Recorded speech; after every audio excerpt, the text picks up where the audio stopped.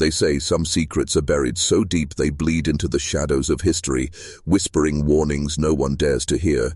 This is one of those secrets, a story of a man swallowed whole by a system designed not to deliver justice, but to erase it. George Tisdale, an Alaskan miner convicted in 1911 of a crime that cost a life, but not just any crime. His punishment stretched far beyond the bars of prison, into the cold, unrelenting grasp of the darkest asylum in America. What followed was a nightmare of legal betrayal, institutional cruelty, and a chilling conspiracy that turned justice into a weapon of control.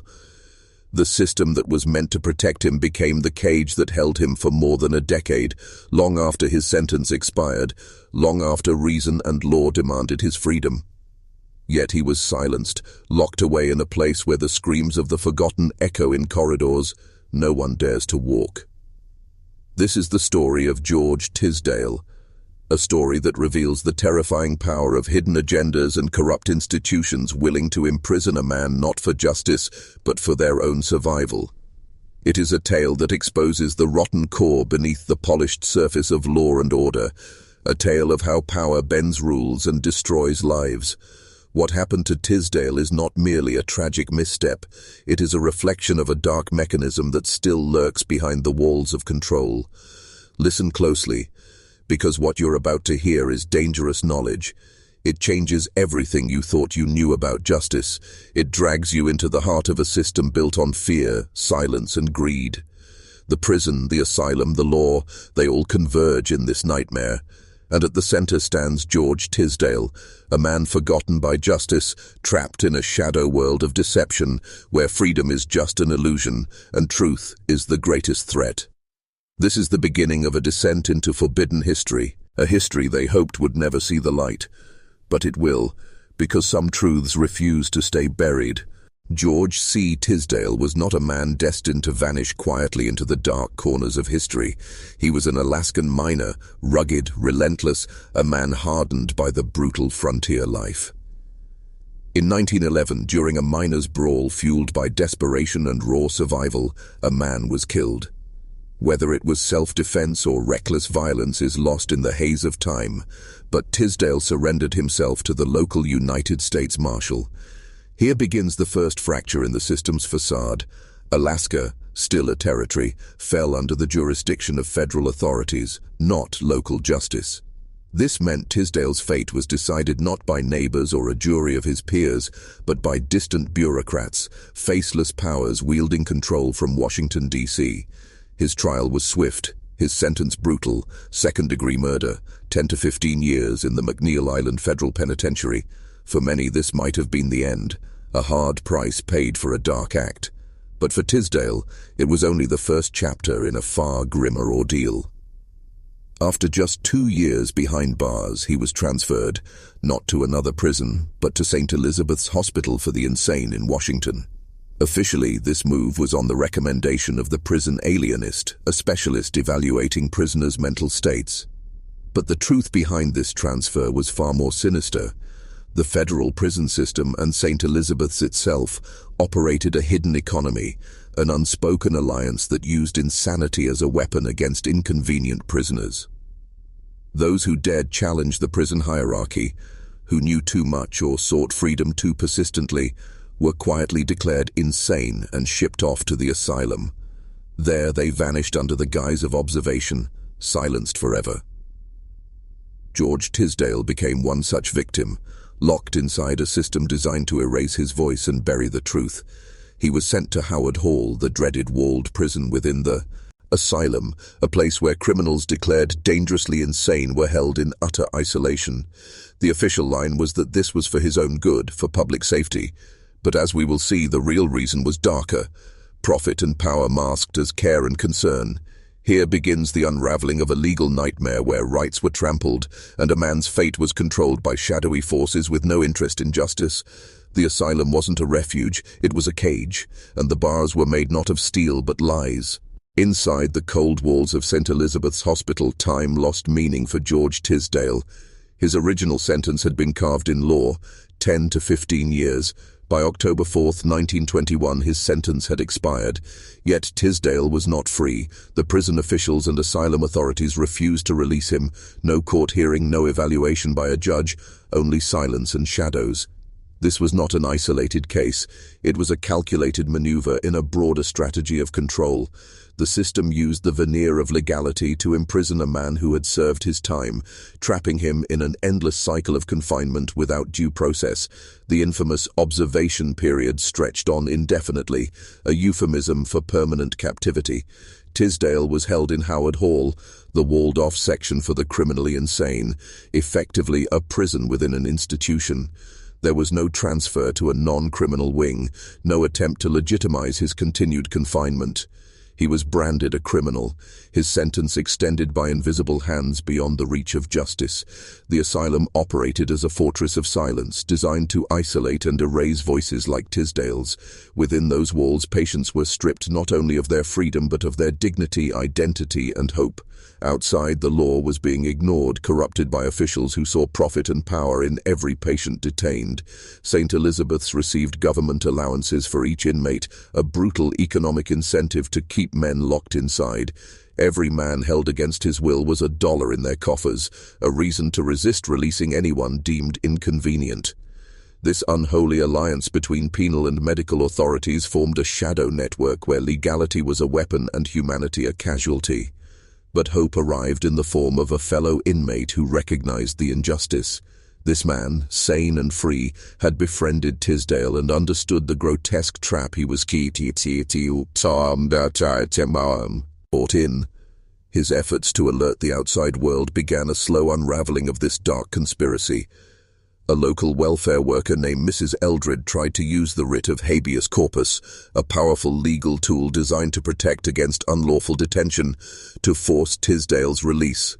But the court dismissed her petition without a hearing, bowing to pressure from the asylum superintendent, Dr. William A. White. The walls of St. Elizabeth's were not just physical. They were legal and psychological, sealed tight by those who wielded power without conscience.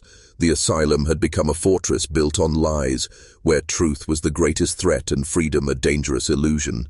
The machinery of control was relentless, and Tisdale's nightmare was far from over.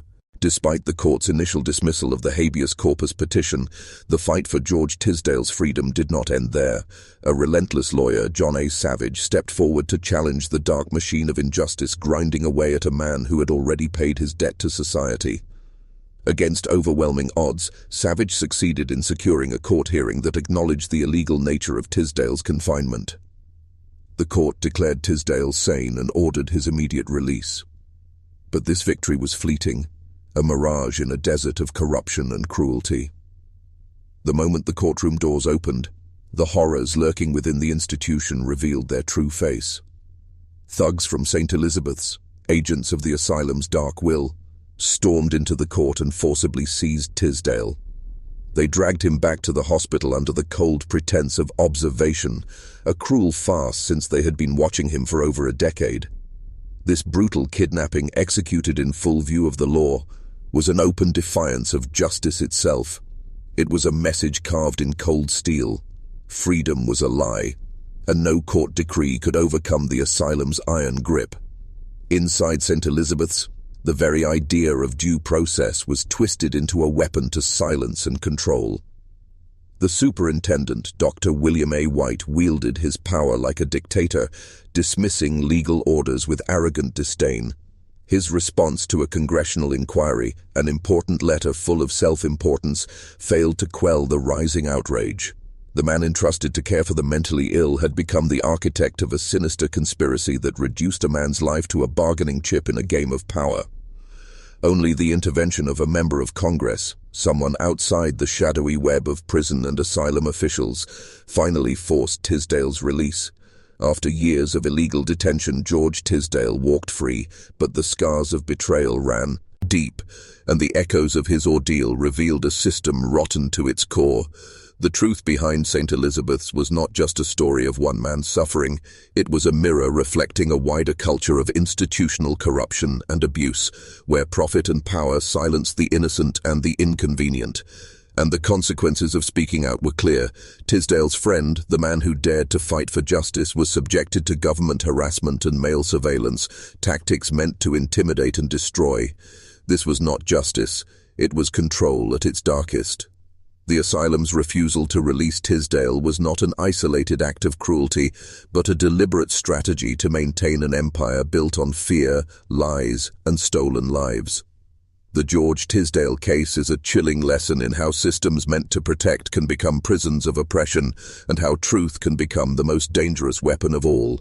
To truly grasp the sinister depths of the George Tisdale case, we must understand the twisted alliance that operated between the federal prison system and St. Elizabeth's Hospital.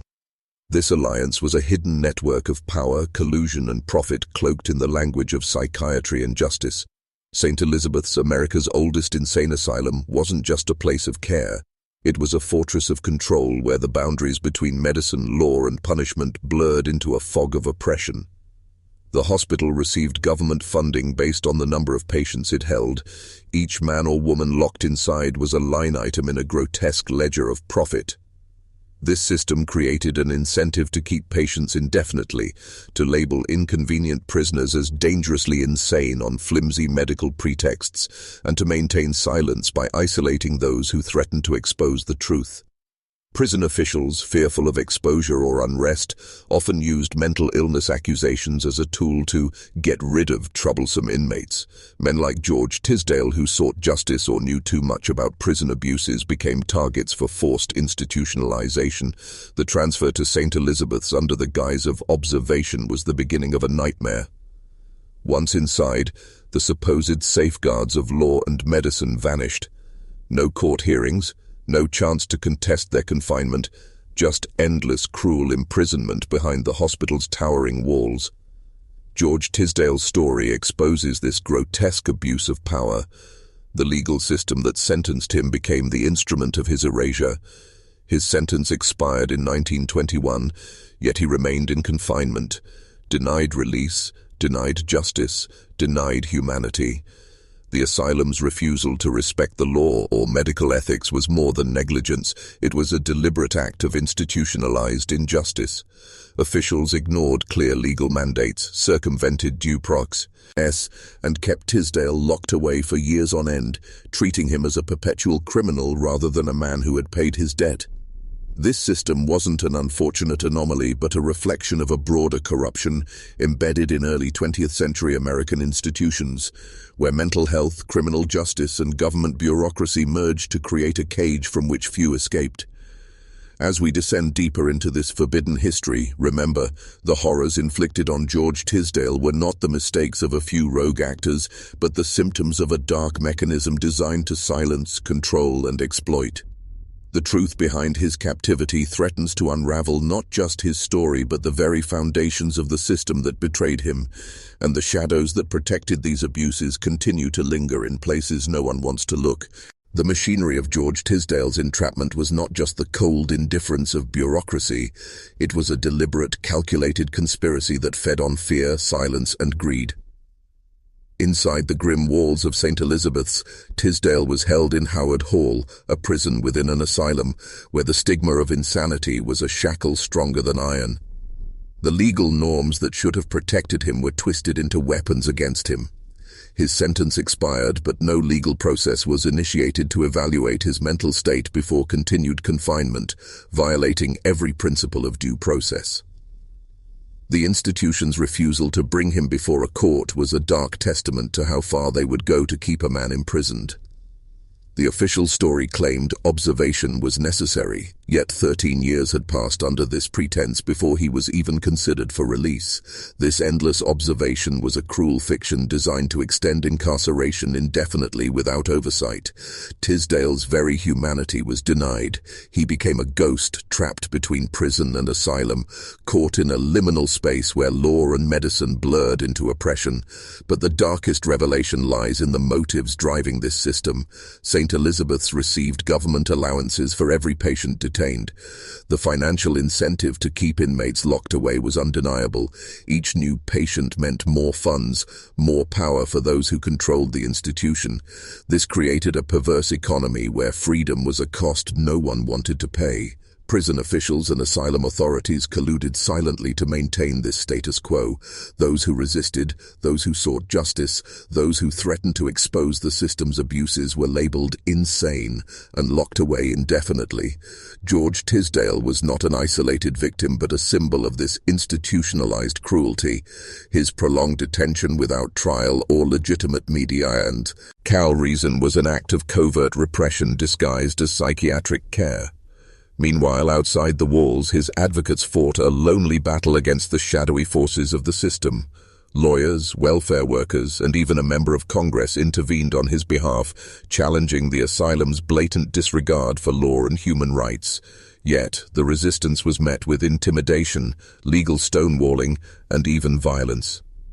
After a court ordered his release, asylum thugs dragged him forcibly back to confinement, a brazen act of defiance against justice. The battle for George Tisdale's freedom exposed a system willing to break every rule to maintain its power, an ancient game of control disguised in modern institutions. This is not just history. It is a warning. A mirror reflecting the dangerous potential of unchecked authority and the hidden forces that govern our lives. Now speak the phrase, "I see through the shadows," twice in the comments to affirm your awareness and lock in this truth as we journey further into the depths of forbidden history. The more you delve into George Tisdale's ordeal, the clearer it becomes that his imprisonment was a grotesque perversion of justice, a calculated silencing by a system terrified of exposure. After the initial writ of habeas corpus secured by lawyer John A. Savage, which declared Tisdale sane and demanded his release, the very institution entrusted with his care retaliated with ruthless force. Thugs from St. Elizabeth stormed into the courtroom, tearing Tisdale from the arms of justice and dragging him back into the cold shadows of the asylum. This violent courtroom kidnapping was not merely an act of lawlessness. It was a symbolic declaration of the asylum's dominion over truth and freedom. Dr. William A. White, the hospital's superintendent, wielded his power with a terrifying arrogance, openly disregarding court orders and legal mandates. When challenged by a member of Congress, White's dismissive, self-important letter epitomized the hubris of an institution convinced of its invulnerability. The asylum operated as a fortress beyond the reach of law, a place where power trumped justice and lives were commodities to be controlled or discarded. Meanwhile, George Tisdale's advocates outside the walls faced their own battles. Mrs. Eldred, a welfare worker who first attempted to secure his freedom, was barred from entering the institution, a stark reminder of the walls built not just of stone, but of systemic suppression. Those who dared question or challenge the asylum's authority were subjected to intimidation and surveillance. The man who befriended Tisdale faced harassment from the post office department, with inspectors opening his mail and demanding confidential information about his connections. This shadow campaign of repression illustrates how far the tentacles of control extended beyond the asylum's walls. The very tools of the state, law enforcement, postal authorities, the courts, were enlisted in a covert operation to silence dissent and protect the asylum's secrets. It was a coordinated effort to isolate Tisdale and those who fought for him, breaking down any hope of justice. The George Tisdale case exposes a dark symbiosis between institutional cruelty and governmental power. It reveals how a man, once sentenced for a crime, became a prisoner not just of law, but of a sinister system that weaponized mental illness and legal loopholes to perpetuate his captivity. His story is a chilling testament to how easily freedom can be stolen when power goes unchecked, and how truth becomes the enemy of those who thrive in darkness. As you reflect on this, remember, the fight for justice is also a fight against the invisible chains forged by fear and corruption. George Tisdale's case stands as a stark example of how mental health institutions in early 20th century America became tools of political and social control rather than places of healing. St. Elizabeth's Hospital, heralded as the oldest insane asylum in the country, was supposed to serve the mentally ill with care and compassion. Instead, it became a breeding ground for abuses hidden behind the sterile language of observation and treatment. The institution's reputation was stained by stories like Tisdale's, stories that the public never heard, stories of men and women trapped for years without cause or trial. The hospital's structure allowed for inmates to be locked away indefinitely without oversight, under the guise of protecting society and themselves. But the real protection was for those running the asylum, preserving their power and financial incentives. Behind the scenes, the asylum acted in collusion with the federal prison system. Prison officials found it convenient to rid themselves of troublesome inmates by declaring them insane and transferring them to St. Elizabeth's, thereby removing any legal obligation to release or accommodate them fairly.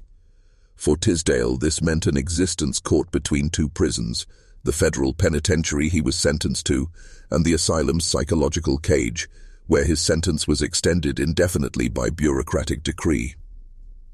This blurred boundary between criminal punishment and psychiatric confinement revealed the sinister flexibility of institutional power. Tisdale's plight was not a result of mental illness but of institutional strategy. His persistence in seeking freedom and knowledge about the internal workings of the penal system marked him as a threat. Those threats were neutralized by branding him insane, removing him from society without the safeguards of the justice system. As years turned into over a decade, the line between criminal and patient became irrelevant. Tisdale was treated solely as a threat to the status quo. His isolation was complete. No court hearings, no visitors, no hope of fair evaluation. His voice was crushed beneath the weight of systemic silence. This deliberate erasure of a man's rights exposes a dark chapter of American history where institutions designed to uphold justice and health were manipulated into instruments of repression.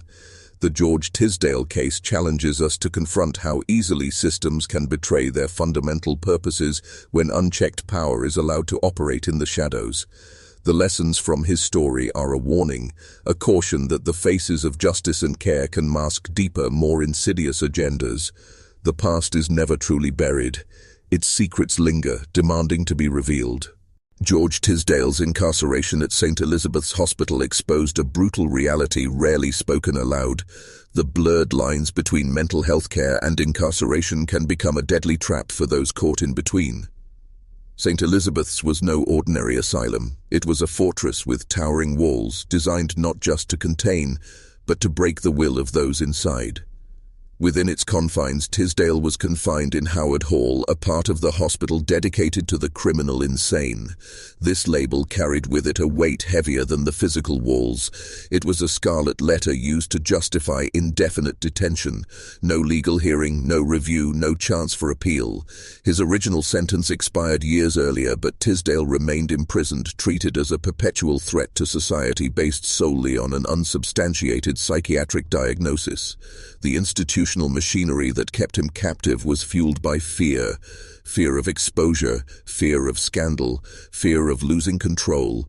Prison officials and hospital administrators operated in an unholy alliance, using the language of mental illness to cloak their abuses. The criteria for declaring a prisoner dangerously insane were disturbingly vague and easily manipulated. Any hint of defiance, skepticism towards authority, or challenge to the system's legitimacy could be twisted into evidence of mental instability.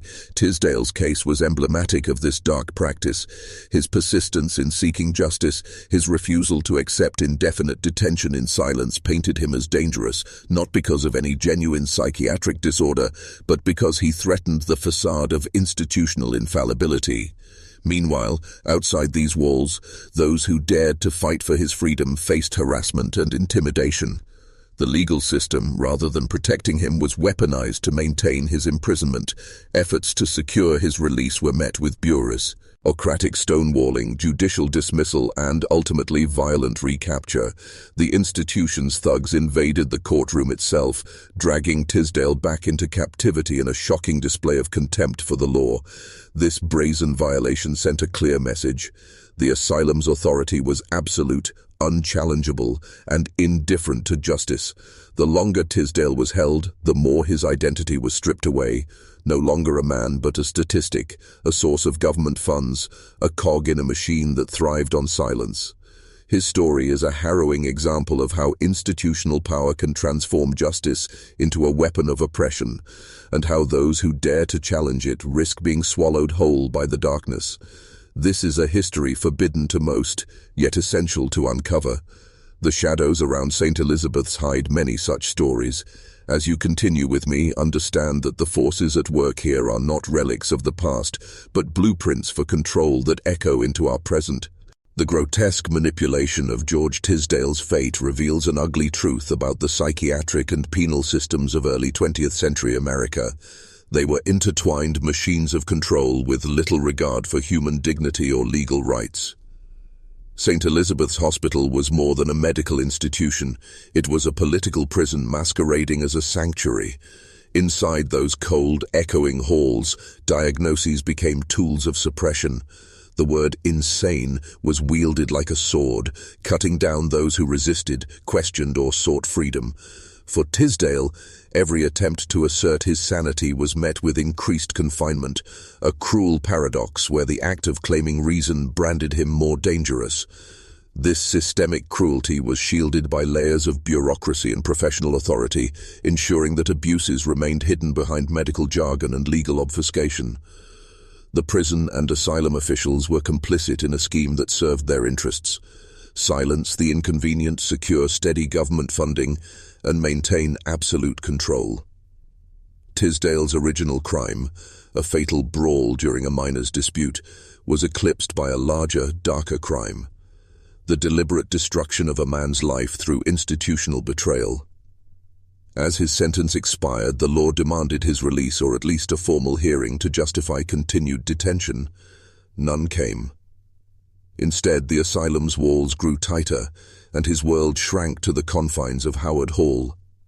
In these years of isolation, the illusion of psychiatric care masked the reality of imprisonment without parole. The system preyed on isolation as a weapon: no visitors, no public scrutiny, no hope. Yet in the shadows outside St. Elizabeth's, a quiet resistance formed. Welfare workers like Mrs. Eldred, lawyers such as John A. Savage, and concerned citizens rallied to break through the iron silence. Their efforts culminated in the court's recognition of Tisdale's illegal detention, a rare beacon of justice. But this victory was short-lived. The institution's brazen defiance, sending men to snatch Tisdale from the courtroom, underscored the depths of its corruption. The asylum was a fortress not only of stone but of willful lawlessness, where official letters from the superintendent brushed off congressional inquiries with contempt. This was a place where justice was a game, manipulated by those who profited from keeping men like Tisdale locked away in darkness. The story of George Tisdale is a warning etched in history. Systems meant to protect can become instruments of oppression when power is left unchecked. And the scars of such corruption still whisper in the corridors of modern institutions, waiting to be heard. The case of George Tisdale does not end with his release, but instead ripples outward, exposing the far-reaching consequences of institutional abuse and the insidious network that protected it. After his eventual freedom, obtained only through congressional intervention, the story took a darker turn for those who dared to stand beside him. The man who befriended Tisdale within Howard Hall, the one who first recognized the grave injustice, became a target himself. Post office inspectors began to pry, opening his mail and demanding confidential information about his connections. This covert harassment was no coincidence. It was a clear attempt to intimidate and isolate the defenders of those unjustly imprisoned. By targeting advocates, the system aimed to crush any voices threatening to dismantle its carefully constructed facade. The use of the Postal Service, an arm of the federal government, to conduct surveillance and apply pressure reveals a disturbing collaboration of state powers dedicated to maintaining silence and control. Those who fought for justice were branded as threats, their personal lives invaded, their reputations at risk. The machinery of repression did not limit itself to physical walls, but extended into the lives of anyone who challenged the asylum's authority. This pattern reflects a broader, systemic effort to protect the institution's dark secrets at all costs. Meanwhile, St. Elizabeth's Hospital continued its operations, thriving on a business model fueled by government allowances per patient. The more inmates held, the greater the funds. This created a brutal incentive structure where releasing a patient meant a loss of income and influence. The lines between treatment and profit blurred, as those running the hospital prioritized expansion of their population over genuine care or justice. In this light, George Tisdale was not an anomaly, but a symptom of a deeply flawed system, one where institutional survival depended on indefinite detention, legal manipulation, and silencing dissent. The asylum became a fortress of control, protected by a network of complicity spanning legal, medical, and government entities. Tisdale's story forces us to confront uncomfortable truths about the intersections of power, money, and the human cost of corruption. It demands that we question how many other lives were swallowed whole, how many others disappeared quietly under the label of insanity, forgotten and unheard. This is not just a tale of one man's suffering, but a call to uncover the shadows lurking beneath the institutions we trust. The past's darkest secrets are still alive, whispering warnings to those who dare to listen. The eerie silence that surrounded George Tisdale's prolonged confinement was no accident, but the product of a meticulously engineered system designed to erase inconvenient truths. St. Elizabeth's Hospital was infamous not just for its treatments, but for its ironclad grip on its patients, especially those who were more than mere victims. They were perceived as threats. Tisdale's crime wasn't only the act that led to his original sentence, it was his persistence in questioning authority, his refusal to be silenced by an institution that thrived on secrecy and submission. This made him a target for indefinite incarceration under the guise of mental illness.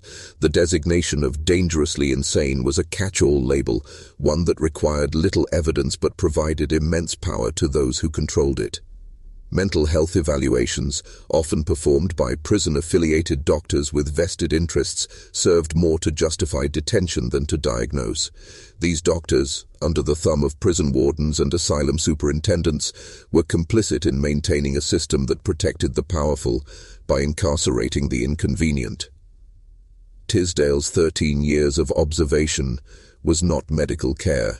It was a slow erasure of a man's rights, identity, and hope. Behind these years lay a brutal calculus. Each patient was a source of government funding, creating an incentive to keep inmates locked away indefinitely. This financial underpinning transformed the hospital into a profit-driven institution where the truth was subordinate to the ledger. The system's reach extended beyond the asylum walls, suffocating any attempts at legal recourse or public exposure. Letters from lawyers, welfare workers, and even members of Congress were met with bureaucratic obstruction or outright defiance. The asylum staff openly flouted court orders, demonstrating contempt for the law and the very principles of justice they claimed to uphold. In this climate, resistance was dangerous. Advocates risked harassment, surveillance, and character assassination. The man who stood beside Tisdale was not spared. He faced relentless government intrusion, an attempt to sever his connection to the truth. The case exposes a chilling reality. The mechanisms designed to protect society can be weaponized against it, and those who seek to illuminate injustice often find themselves in the crosshairs. Tisdale's story is a haunting reminder that liberty is fragile, and vigilance is the price we pay to keep it. As you move forward with me into the depths of this forbidden history, remember the phrase, "I see through the shadows." Speak it twice in the comments to anchor your awareness and fortify your resolve. The shadowy corridors of St. Elizabeth's Hospital concealed not just George Tisdale's body, but his very essence, the soul of a man crushed beneath the weight of an institution more concerned with power than justice. As years stretched into over a decade, Tisdale's identity was systematically stripped away. Inside Howard Hall, the criminally insane wing, every day was a battle against invisibility. He was no longer just a prisoner or a patient, he was a symbol of the system's ability to annihilate truth. The designation dangerously insane was less a medical diagnosis than a bureaucratic label that enabled indefinite detention. But what did dangerous mean here?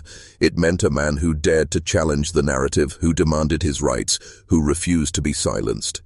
This weaponized madness was the asylum's ultimate tool, a way to dismiss legitimacy, to erase accountability, and to legitimize imprisonment without trial.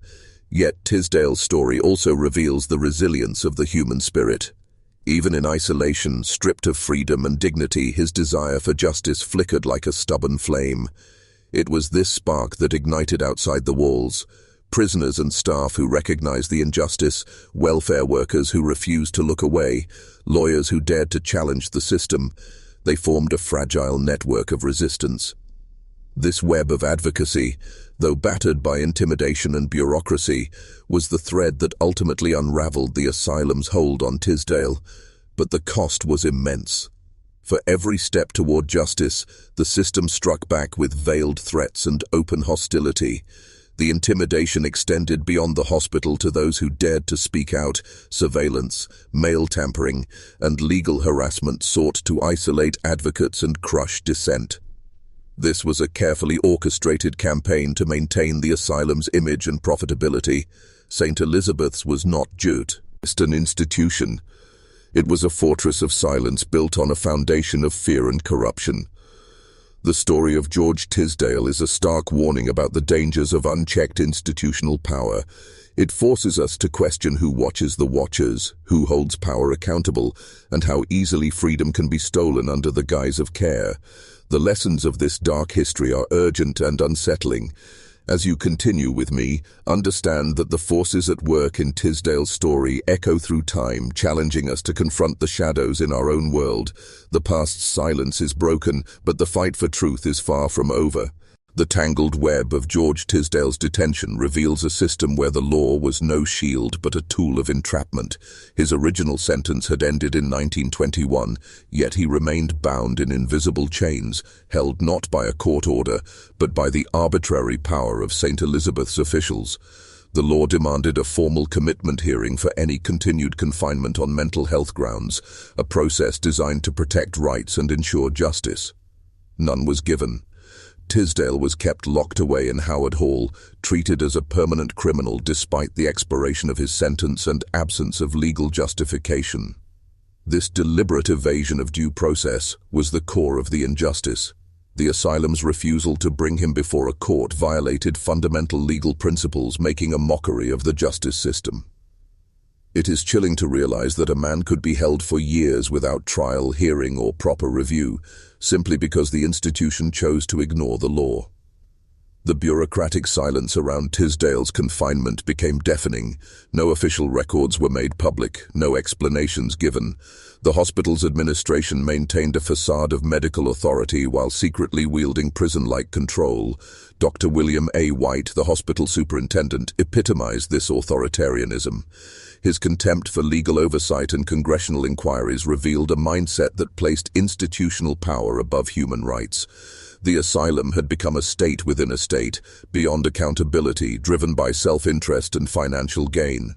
This corruption wasn't hidden in the shadows. It operated openly, using medical diagnoses and legal loopholes to trap individuals indefinitely. Tisdale's case is a damning indictment of how mental health institutions can be weaponized against the vulnerable, transformed into prisons disguised as hospitals.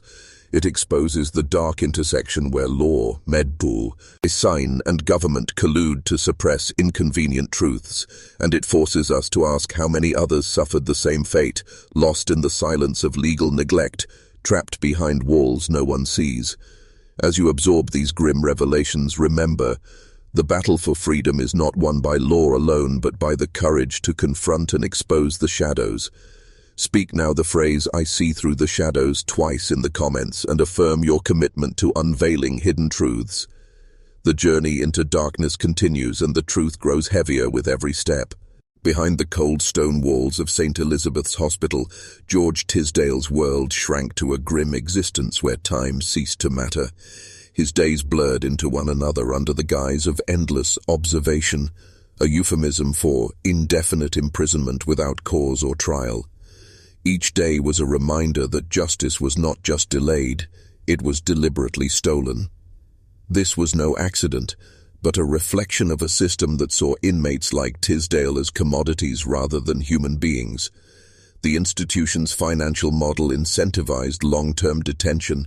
Government allowances were paid per patient, turning the hospital into a business that profited from confinement. The economic reality shaped a brutal truth. Releasing a patient meant losing revenue and control. For men like Tisdale, freedom became a threat to this profitable machine, and so it was denied by any means necessary. The asylum's medical professionals, bound by their own complicity or fear, became enforcers of this grim calculus. Diagnoses were manipulated, labels assigned with little regard for accuracy or humanity. The very concept of mental illness was twisted into a tool of oppression, weaponized to justify confinement and silence. Meanwhile, the legal system, which should have been a protector of rights, was subverted. Court orders were ignored, habeas corpus petitions dismissed or circumvented through force.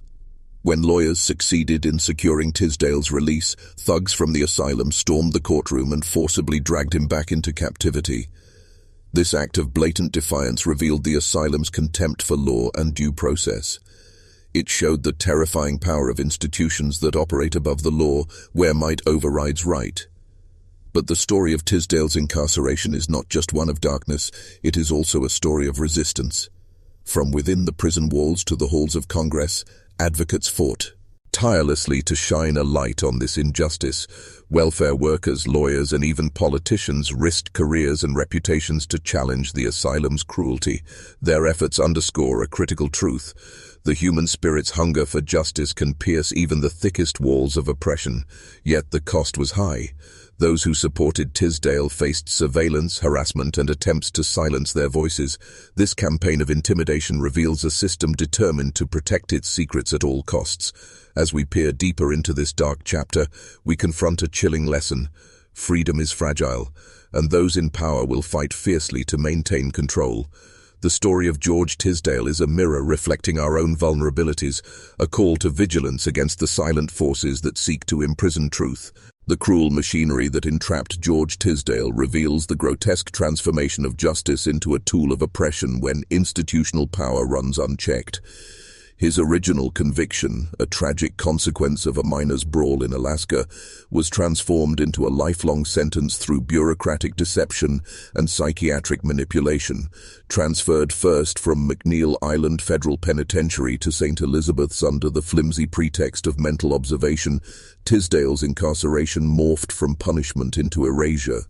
His identity, rights, and humanity were systematically stripped away in the asylum's shadowed halls. What makes his story even more sinister is the blatant disregard for due process. His sentence expired in 1921, yet no court hearing, no legal review, no formal commitment hearing took place to justify his continued detention. This refusal to follow the law was not an oversight, it was a calculated act of institutional defiance.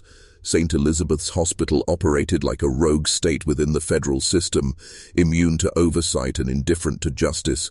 Dr. William A. White, the hospital superintendent, exemplified this authoritarian abuse, dismissing congressional inquiries with arrogance and shielding the institution from accountability. The hospital's financial incentives fed this abuse. Every patient held meant government funding, creating a brutal economic model that rewarded indefinite detention. Tisdale was a prisoner not only of the law but of a corrupt system designed to silence inconvenient truths. When the courts finally ordered his release, the asylum's thugs stormed the courtroom and violently reclaimed him, demonstrating an open contempt for the judiciary. This brazen act signaled that St. Elizabeth's authority transcended legal boundaries, ruling through fear and brute force. Outside the institution, those who dared to challenge this tyranny faced persecution.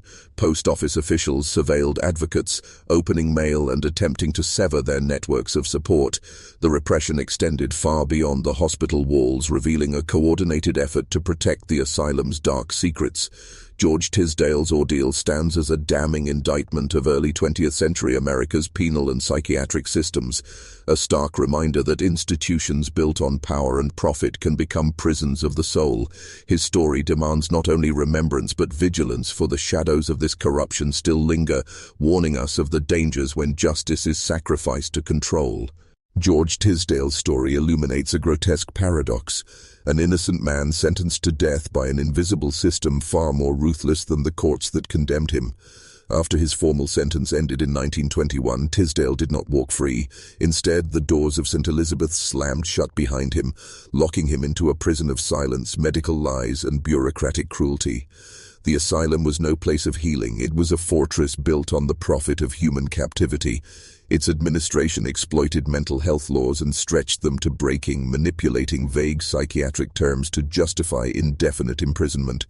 Dangerously insane was a label so flexible it could be applied to any inconvenient individual, particularly those who knew too much or spoke too loudly. The doctor's word became law. The prison alienist's recommendation was a death sentence. No formal hearing was ever held to determine Tisdale's mental state after his transfer. No court reviewed his confinement as the law demanded. Instead, St. Elizabeth's held him under the guise of observation for more than a decade, a euphemism for permanent incarceration without trial or public scrutiny. The hospital superintendent, Dr. William A. White, epitomized this dark power. When confronted by a member of Congress, White responded with arrogance and defiance, refusing to release Tisdale or justify his detention. This was not a failure of oversight. It was a deliberate assertion of institutional supremacy. Even the courts, which should have been the final safeguard, were powerless. When lawyers succeeded in securing Tisdale's release, thugs from the hospital stormed the courtroom and snatched him back to captivity in a brazen violation of justice. This act revealed the raw, unchecked power of the asylum and its willingness to openly flout the law. Outside the asylum walls, those who supported Tisdale faced harassment and surveillance. Postal inspectors opened mail, inquiries were made into personal relationships, and advocates were threatened with legal reprisals. This state-backed campaign of intimidation reveals a terrifying collaboration of government agencies determined to suppress truth and maintain control. The George Tisdale case exposes the horrifying reality that mental health and justice systems, when corrupted, can become instruments of profound oppression. His story is not just a historical tragedy, but a warning, a call to recognize the dangers when power is wielded without accountability and when freedom is sacrificed to silence.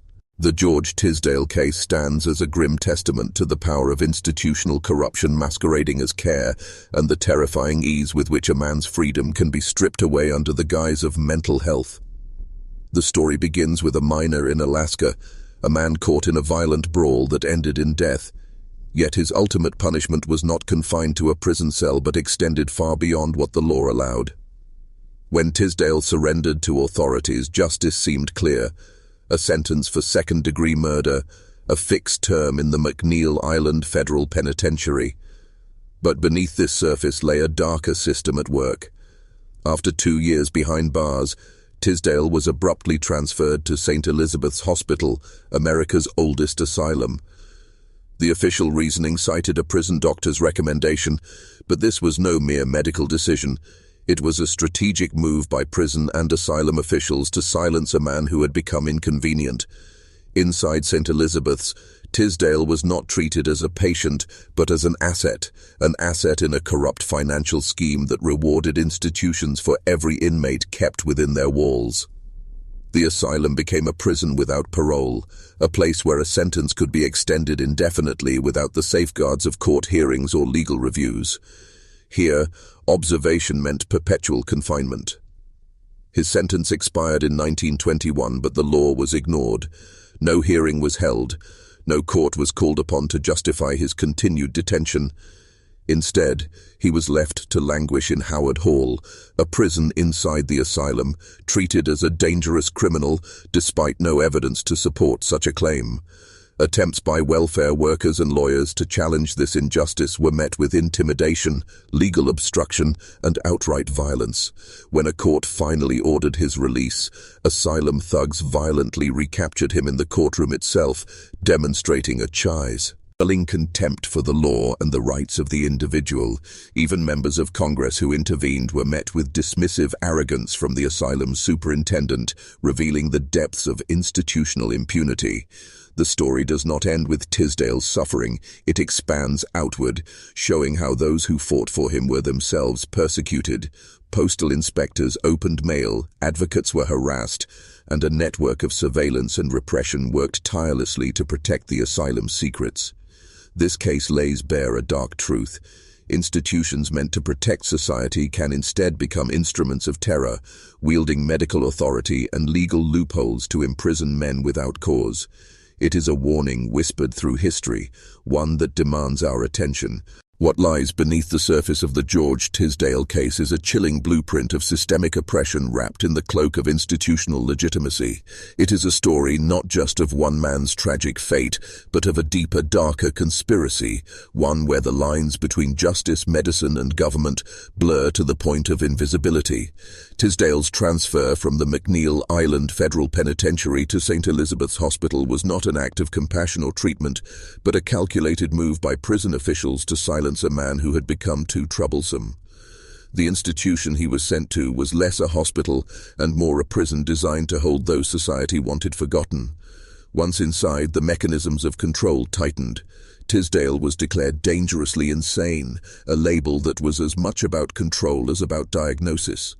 The criteria for such a declaration were disturbingly vague, subject to the whims of those in power. Any skepticism, any challenge to authority could be twisted into evidence of madness.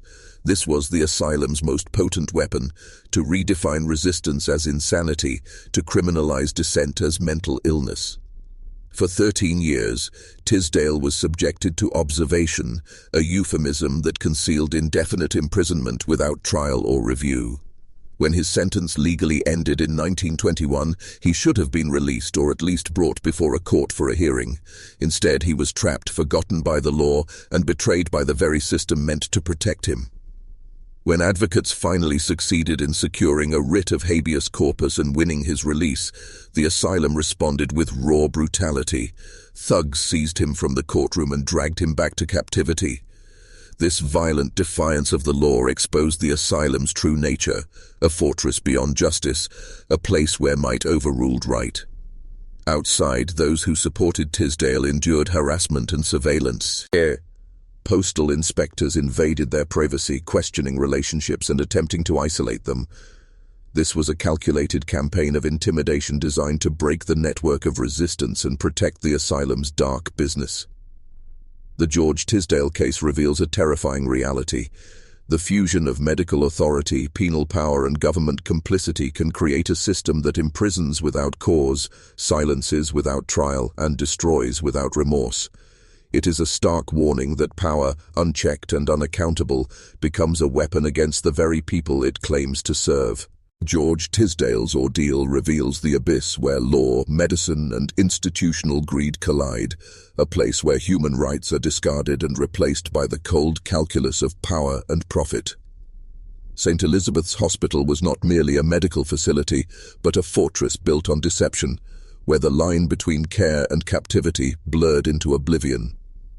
The asylum's walls were thick with silence, and its halls echoed with the unspoken stories of countless souls trapped without cause. Tisdale's transfer there was the beginning of a nightmare disguised as treatment. The label dangerously insane was less a diagnosis and more a tool, an instrument wielded to justify indefinite detention.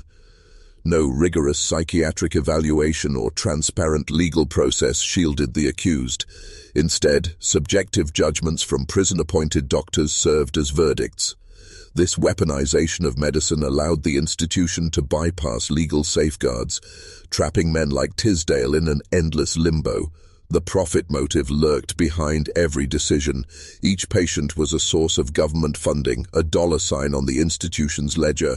Releasing a patient meant losing revenue and influence, incentivizing the hospital to keep inmates confined far beyond their legal sentences. Tisdale's original crime faded into the background, replaced by a system that prioritized financial gain over justice. The legal apparatus meant to protect citizens was rendered powerless or complicit. Habeas corpus petitions were dismissed, court orders flouted, and when legal victories came, they were reversed through brute force. The asylum's thugs brazenly seized Tisdale in a courtroom, dragging him back into captivity, a chilling spectacle of institutional lawlessness. Those who dared to challenge this machinery faced retaliation.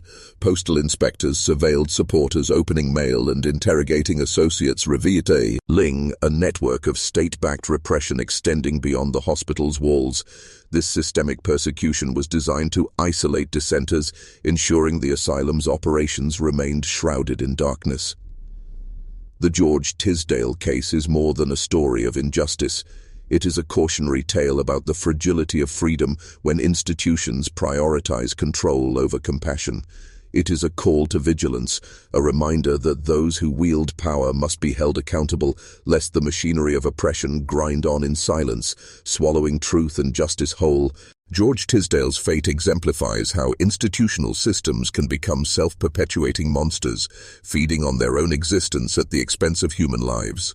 When the law failed to release him after his sentence expired, St. Elizabeth's Hospital seized the opportunity to transform him from a convict into a permanent patient, a prisoner within a prison disguised as a hospital. This transformation was facilitated by a sinister symbiosis between government funding and medical authority. The asylum received allowances for every patient it housed, creating a financial incentive to detain as many as possible indefinitely. This corrupt economic model turned the hospital into a business that profited from confinement rather than rehabilitation or care. It is a horrifying example of how institutional priorities can shift from justice and healing to control and profit. The asylum's medical staff, often appointed by prison officials or under their influence, became tools of this system. Their diagnoses were weaponized, labeling dissent as insanity and obedience as sanity. This allowed the hospital to dismiss genuine claims of wrongful detention as delusions, silencing patients and shielding the institution from scrutiny. Tisdale's persistent demands for justice were recast as symptoms of madness, a perverse twist that justified his continued incarceration. Beyond the walls of St. Elizabeth's, a network of legal advocates, welfare workers, and concerned citizens fought against this machinery. They pursued writs of habeas corpus, challenged illegal detentions, and brought the case to congressional attention. But their efforts were met with hostility and obstruction. When the courts finally ordered Tisdale's release, the asylum's response was not compliance but violence. Thugs seized him in the courtroom and dragged him back into the institution, flagrantly defying legal author. This audacity revealed a disturbing truth. St. Elizabeth's operated with near impunity, shielded by bureaucratic complicity and a lack of effective oversight. Moreover, those who stood with Tisdale were themselves targeted.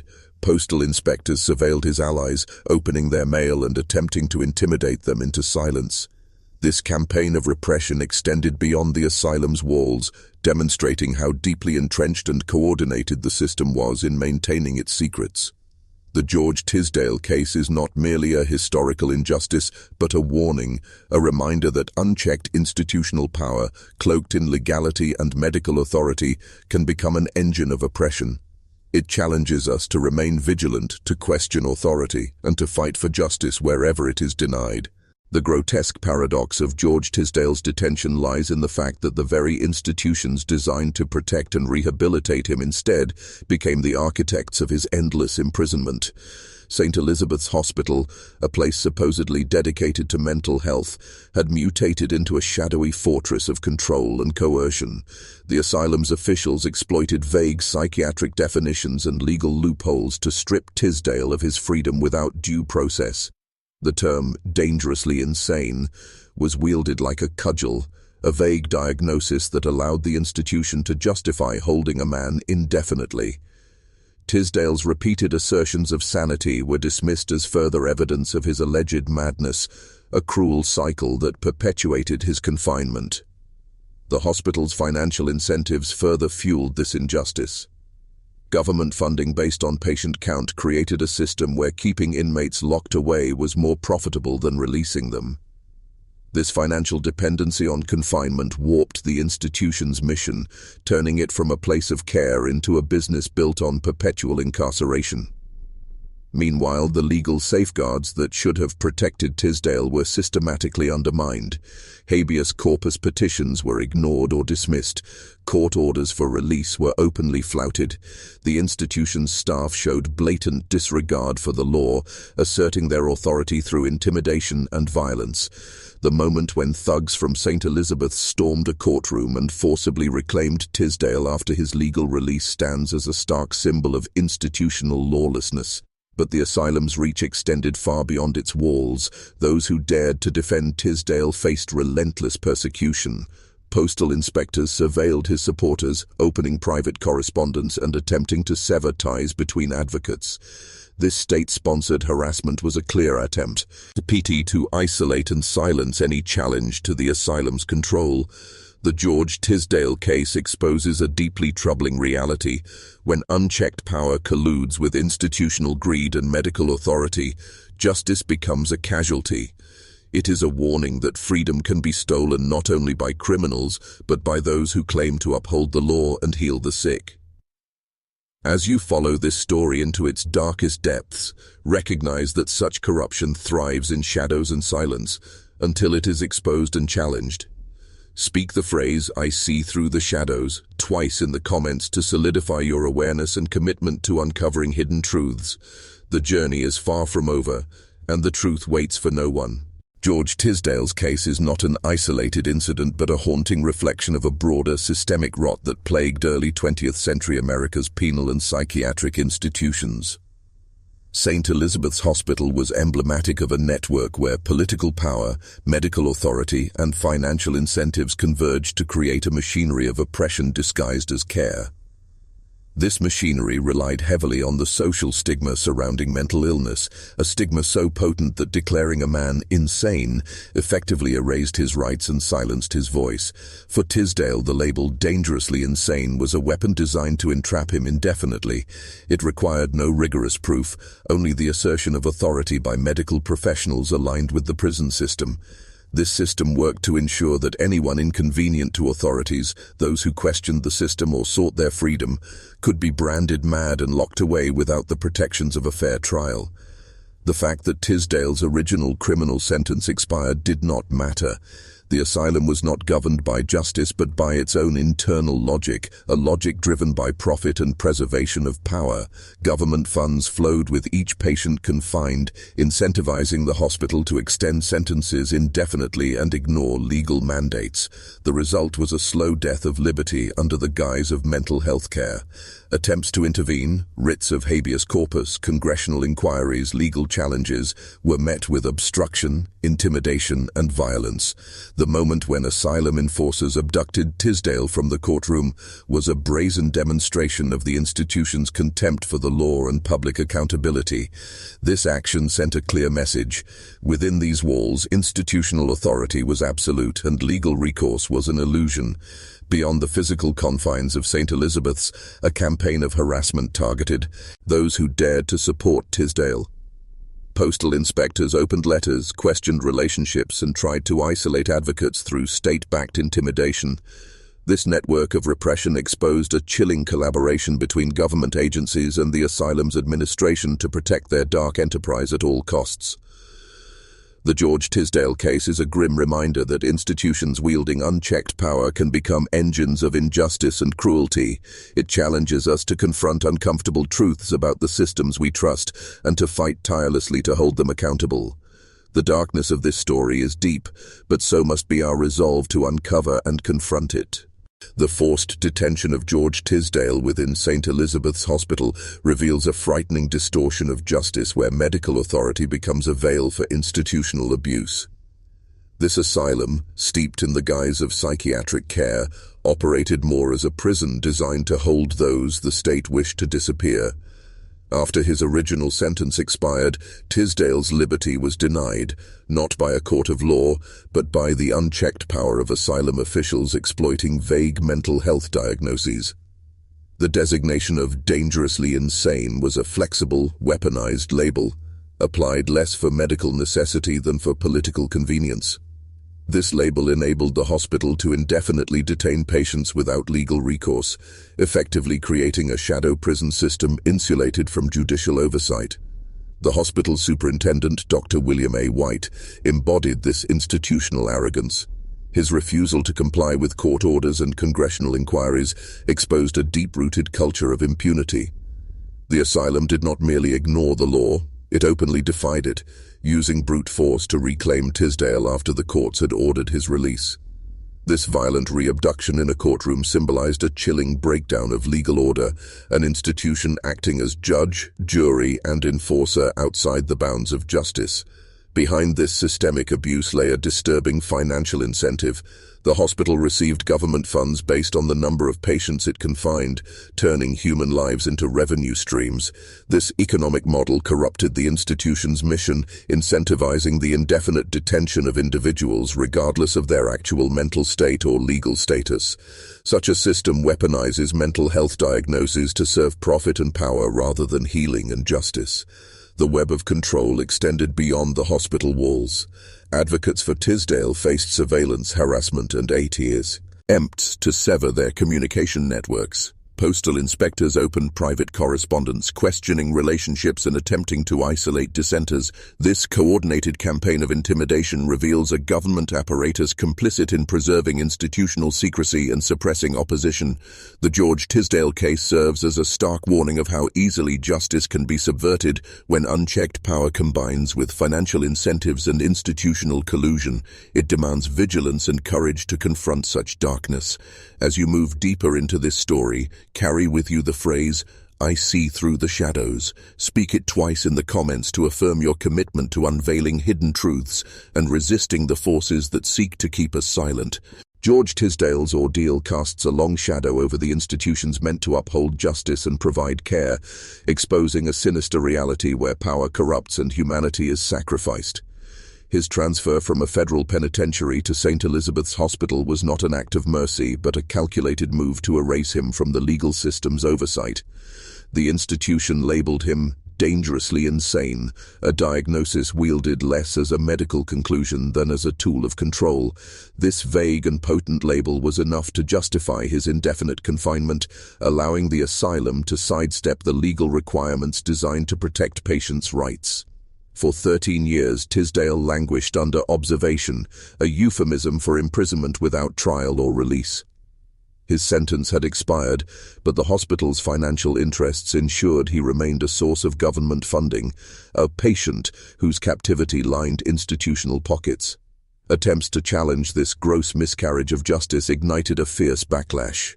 When lawyers secured a court order for Tisdale's release, the asylum defied the law, sending enforcers to forcibly drag him back into custody. This brazen act of lawlessness exposed the hospital's contempt for legal authority and human dignity. Meanwhile, those who dared to advocate for Tisdale faced surveillance and harassment. Postal inspectors opened their mail, questioned allies, and sought to isolate them from support networks. This coordinated campaign of intimidation demonstrated how deeply the asylum's influence extended into government agencies, all aimed at silencing opposition and preserving the status quo. The Tisdale case reveals the terrifying ease with which institutions can manipulate medical diagnoses and legal loopholes to imprison men indefinitely, turning justice on its head. It also exposes the dangerous intertwining of financial incentives with institutional power, where profit motives override ethical and legal obligations. Behind the walls of St. Elizabeth's, the lines between medicine, law, and punishment blurred until they vanished. The institution became a shadowy state unto itself, immune to oversight and accountability. This dark history demands that we question the systems we trust and recognize the potential for abuse lurking beneath the surface. As we continue this journey into the depths of institutional corruption and human endurance, remember, the fight for truth requires vigilance and courage. Speak now the phrase, "I see through the shadows," twice in the comments to claim your place among those who refuse to be silenced. The path ahead is fraught with darkness, but the truth is our weapon. The story of George Tisdale is a grim exemplar of how systems designed to protect can instead become instruments of oppression, where legal boundaries are erased and human lives are reduced to mere ledger entries. His transfer from McNeil Island Federal Penitentiary to St. Elizabeth's Hospital marked a sinister shift, a shift from a finite sentence to a seemingly endless captivity fueled by institutional greed and corruption. The label of dangerously insane, applied without rigorous evidence or legal safeguards, became a noose tightening around Tisdale's freedom. This designation was a convenient tool, a veil that cloaked the asylum's true intent: to hold and control, to silence and erase. His original crime, the miners' brawl that ended in death, receded into the background, overshadowed by the institution's relentless drive to maintain its captive population. Tisdale's sentence expired in 1921, yet he remained confined in Howard Hall, a prison within a hospital, subjected to conditions designed to break both body and spirit. The hospital's refusal to provide a hearing or court review after his sentence expired was not merely negligence but a deliberate act of legal subversion. St. Elizabeth's operated as a rogue entity, above the law, beyond accountability. When advocates managed to secure his release through legal channels, the institution's response was violent defiance. Thugs forcibly reclaimed Tisdale from the courtroom, an act that exposed the asylum's contempt for justice and human rights. Outside the hospital, those who supported Tisdale were subjected to relentless harassment. Postal inspectors surveilled mail, questioned correspondence, and sought to isolate those who dared to challenge the asylum's authority. This systemic intimidation revealed the breadth of the institution's influence and its collusion with government agencies to maintain secrecy and suppress dissent. The financial incentives driving St. Elizabeth's only deepened the corruption. Government funding tied to patient numbers created a perverse incentive to detain indefinitely. This economic dependency transformed the hospital from a place of healing to a business model predicated on captivity. The George Tisdale case is not just a dark chapter in history. It is a cautionary tale about the fragility of liberty when power operates unchecked behind closed doors. It is a call to vigilance and resistance against the forces that seek to imprison truth itself. George Tisdale's grim journey through America's penal and psychiatric labyrinth exposes an insidious truth. Institutional power, left unchecked, can morph into a machinery of endless captivity. His initial conviction, a tragic fallout from a violent miners' brawl in Alaska, marked only the beginning of his punishment. The real sentence was a slow death within St. Elizabeth's Hospital, where medical authority and bureaucratic will combined to erase his freedom without a formal trial or due process. After 2 years in the McNeil Island Federal Penitentiary, Tisdale's transfer to the asylum was cloaked in the language of psychiatric observation, but in reality, it was a sentence to indefinite detention. The hospital's administration weaponized psychiatric diagnoses like dangerously insane to justify holding him, despite a lack of evidence or legal hearings. This was a systemic method to silence inmates deemed inconvenient or threatening to institutional interests. Tisdale's sentence expired in 1921, yet no legal process was followed to reassess his confinement or grant release. This breach of due process highlighted a dark institutional arrogance, a conviction that the hospital's judgment superseded the law. When legal advocates fought for his freedom through writs of habeas corpus, the asylum met them with resistance and hostility. In one of the most brazen displays of institutional defiance, asylum enforcers stormed a courtroom, seized Tisdale, and forcibly returned him to confinement, openly flouting judicial authority. Outside the hospital, those who stood by Tisdale faced harassment and intimidation. Postal inspectors opened their mail, questioned their relationships, and attempted to sever support networks. This repression revealed a coordinated campaign to isolate dissent and protect the asylum's business model of indefinite detention. Financial incentives drove much of this cruelty. St. Elizabeth's received government funds for every patient held, creating a perverse incentive to keep inmates confined beyond their sentences. This turned the hospital into a profit-driven prison, where justice and healing were sacrificed to maintain revenue streams. Tisdale's story is a cautionary tale, a mirror reflecting the dangers when institutional power becomes unaccountable and liberty is sacrificed to greed and control. His ordeal calls us to confront uncomfortable truths and to resist the systems that silence and imprison without cause. The George Tisdale case exposes a horrifying reality where justice and psychiatry intertwine to form a cage of endless confinement, one where a man's freedom can be erased by vague diagnoses and institutional complicity. After his transfer to St. Elizabeth's Hospital, Tisdale's life became a battle against a system designed not to heal, but to imprison. The hospital's powerful superintendent, Dr. William A. White, wielded authority like a weapon, dismissing legal mandates and congressional inquiries with arrogance. This was not an institution governed by law, but a fortress acting beyond it. The charge of dangerously insane was less a medical diagnosis than a bureaucratic label that justified Tisdale's indefinite detention. No court hearings, no legal safeguards, only the word of prison-appointed doctors, backed by an institution funded per patient, ensured Tisdale's continued imprisonment. His sentence expired in 1921, yet he remained confined in the noisy, oppressive Howard Hall, a prison within a hospital. When advocates finally succeeded in securing a writ of habeas corpus, a legal victory should have followed. Instead, the hospital sent thugs to abduct Tisdale in a courtroom, violently violating his rights and flaunting their power. Beyond the asylum walls, those who dared support Tisdale faced surveillance and intimidation. Postal inspectors opened mail, questioned associates, and attempted to isolate his defenders, demonstrating the reach of institutional repression. This network of control and secrecy served to protect the hospital's financial interests and shield its abuses from public scrutiny.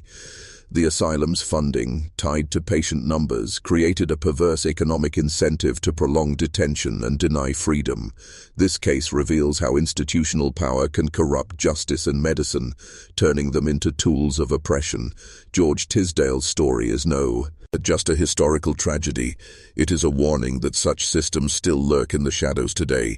To challenge them, we must first see through the lies and deception. Speak now the phrase, "I see through the shadows," twice in the comments to affirm your awakening. The truth is dangerous, but knowledge is power, and power demands vigilance. George Tisdale's case is a harrowing example of how the convergence of mental health institutions, the penal system, and government bureaucracy can create a dark labyrinth where a man's liberty is stolen under the guise of care. His initial conviction in 1911 marked the beginning of a sentence that, in the eyes of the law, should have had a defined end. Yet after 2 years in McNeil Island Federal Penitentiary, Tisdale was moved to St. Elizabeth's Hospital under suspicious circumstances, a transfer justified by a prison doctor's recommendation, but likely motivated by a desire to silence a man who had become inconvenient. St. Elizabeth's, America's oldest asylum, was notorious not for healing but for detaining inmates indefinitely. The label "dangerously insane" became a powerful tool, wielded without due process to hold patients beyond their sentences. This vague diagnosis required no court hearing or substantial evidence, just the word of the hospital's officials who had every financial and institutional interest in keeping patients like Tisdale confined. The asylum operated with blatant disregard for legal mandates. Tisdale's original sentence expired in 1921, but he was not released or even given a hearing. Instead, he was held as a criminal, confined in the prison like Howard Hall, stripped of any rights or freedoms. Legal advocates fought tirelessly to free him, filing writs of habeas corpus and bringing the case before courts. When the courts ordered his release, the asylum responded with outright defiance. Thugs abducted Tisdale from the courtroom and hauled him back to confinement, a brazen violation of law that exposed the asylum's absolute contempt for justice. Beyond the asylum's walls, those who supported Tisdale were harassed and surveilled. Postal inspectors opened their mail and questioned their associates, aiming to isolate and intimidate. This camper iron of repression highlights the institutional complicity in maintaining this dark system. The financial incentives driving the asylum cannot be ignored. Government funding based on patient numbers created a system where keeping inmates imprisoned was more profitable than releasing them. Tisdale's story is a cautionary tale, a dark mirror reflecting the potential for corruption when power is unchecked and hidden behind medical and legal authority. It demands our vigilance and courage to confront these shadows. The grim saga of George Tisdale is a testament to how institutional power, when left unchecked, can manipulate and distort the very foundations of justice and medicine. His transfer from a federal prison to St. Elizabeth's Hospital marked not a new chapter of healing, but a descent into a hidden prison where psychiatric diagnoses became tools of indefinite incarceration. The asylum's use of the label dangerously insane was less about patient care and more about control. It provided a convenient excuse to hold Tisdale without trial, without review, in blatant violation of legal norms. When his original sentence ended in 1921, the law demanded either release or a formal commitment hearing, but neither happened. Instead, Tisdale was confined for years beyond his legal sentence, stripped of all rights and subjected to the harsh conditions of Howard Hall, a prison within a hospital. Attempts to challenge this injustice were met with fierce resistance. Habeas corpus petitions were dismissed or ignored. And when a court finally ordered his release, the asylum defied the ruling by forcibly seizing him from the courtroom and returning him to captivity. This shocking act revealed the institution's disregard for law and due process. Beyond the hospital's walls, Tisdale's supporters faced relentless harassment. Postal inspectors surveilled mail, questioned correspondence, and sought to isolate advocates, demonstrating the reach of institutional power and its intent to suppress dissent. The financial underpinnings of St. Elizabeth's Hospital played a crucial role in perpetuating this injustice.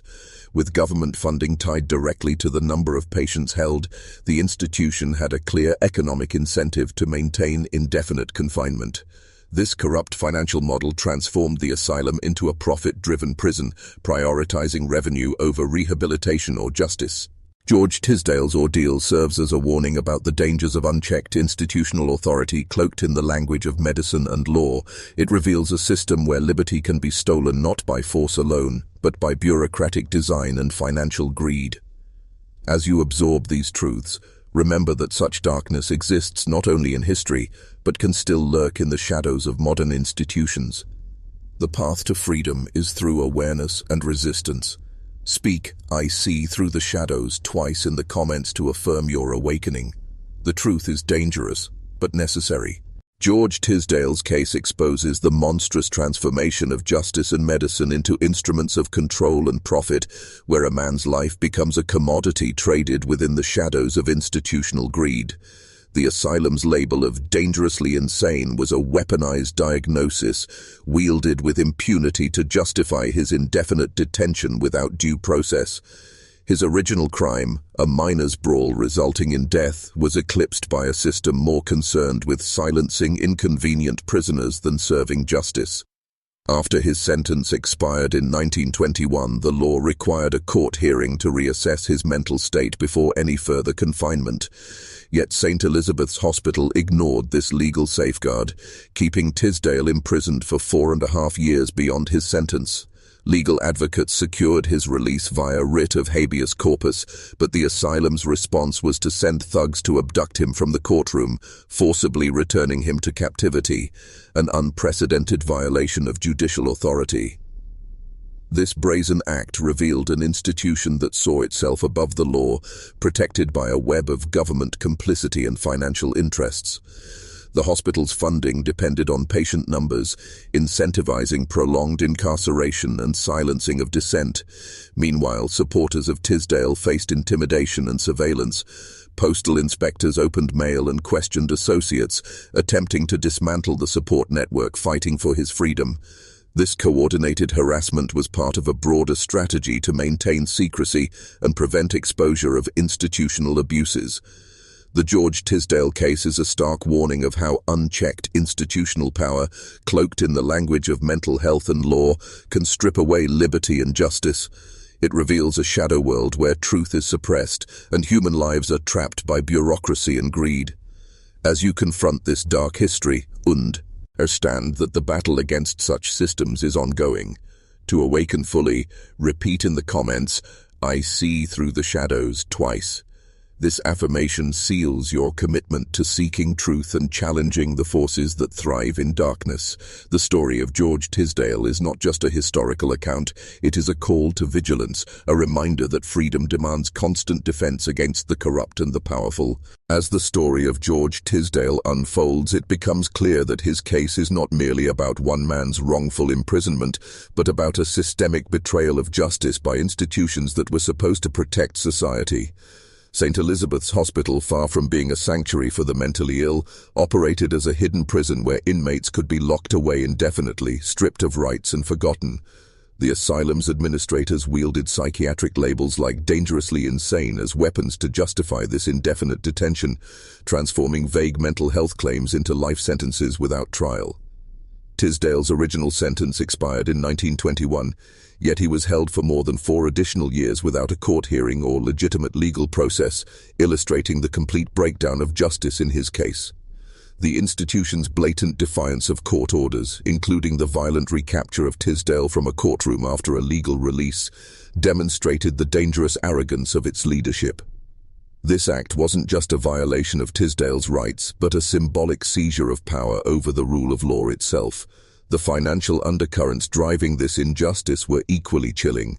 The hospital's funding, tied directly to patient census numbers, incentivized the indefinite detention of inmates, effectively monetizing human suffering. This economic structure created a system where releasing a patient was seen as a financial loss rather than a moral obligation. Outside the hospital walls, those who dared to challenge this corrupt system faced harassment and intimidation. Postal inspectors opened private correspondence, questioned advocates, and sought to isolate those fighting for Tisdale's freedom, revealing the deep entrenchment of institutional power protecting its dark interests. The George Tisdale case is a powerful testament to how unchecked institutional authority, financial greed, and collusion between medical and penal systems can strip away human rights and dignity. It is a stark warning to remain vigilant against the erosion of justice hidden behind bureaucratic walls. As you absorb this dark history, commit yourself to piercing the veil of deception. Speak, "I see through the shadows," twice in the comments to affirm your awareness and readiness to confront hidden truths.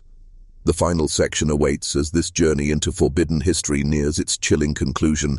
The final chapter of George Tisdale's ordeal leaves a bitter taste, a man lost not just to a sentence but to a system designed to erase him entirely. After years of unlawful detention at St. Elizabeth's Hospital, Tisdale was finally freed through the intervention of a congressman who refused to tolerate the institution's blatant disregard for law and humanity. This victory, however, was not just about one man regaining his freedom. It was a rare crack in the facade of a deeply corrupted system. The hospital, fueled by financial incentives tied to patient numbers, had transformed into a profit-driven cage, where indefinite confinement was a currency and justice a mere illusion. Tisdale's story exposes the sinister alliance between bureaucrats, medical authorities, and government agencies, a shadow network that silenced dissent, defied courts, and preyed on the vulnerable. The harassment extended beyond the hospital, reaching into the lives of those who supported him, with postal inspectors opening mail and attempting to sever vital lines of advocacy. This orchestrated repression reveals a disturbing reality. Institutions meant to protect can become instruments of oppression when power is concentrated and unchecked. George Tisdale's case is a chilling reminder that freedom and justice are fragile, vulnerable to corruption cloaked in legitimacy. It warns of the dangers when psychiatric authority is weaponized to serve control rather than care, when legal protections are ignored, and when economic interests override human rights. This hidden history, long buried beneath layers of silence and fear, demands our attention. It calls on us to confront uncomfortable truths, to question authority, and to resist the forces that seek to imprison not only bodies but truth itself. As you reflect on this story, remember the power of awareness, the ability to see through deception and challenge darkness. If you have followed this journey to its end, speak now in the comments "I see through the shadows" twice to claim your place among those who choose knowledge over ignorance and courage over silence. The story of George Tisdale may be one of sorrow and injustice, but it is also a beacon, a call to vigilance, resistance, and the relentless pursuit of truth in the face of corruption. If this story opened your eyes to hidden truths and the dark forces at play behind closed doors, make sure to like this video, share it with others who seek knowledge, and subscribe to the channel for more deep dives into forbidden history and untold mysteries. Your support helps bring these hidden stories into the light.